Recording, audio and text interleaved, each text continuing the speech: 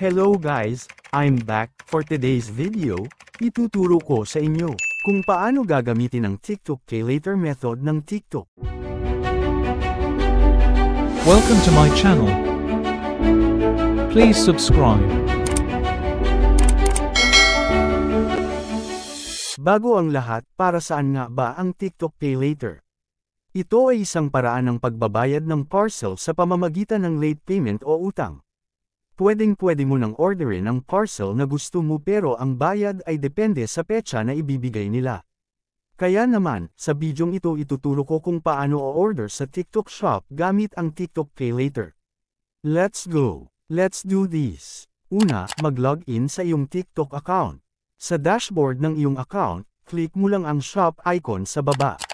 Tapos select mo lang ang product na gusto mong orderin. Kung makikita mo, naka-ready na ang bibilhin kong product. At kung nakapili ka na ng bibilhin, click mo na ang Buy Now. Mapupunta ka sa Order Summary. Scroll up lang ang screen mo para makita ang payment method. Marami ang options para makabayad sa TikTok Shop. Dahil nga, ang gagamitin natin ay TikTok Pay Later. Click mo lang ang circle sa gilid.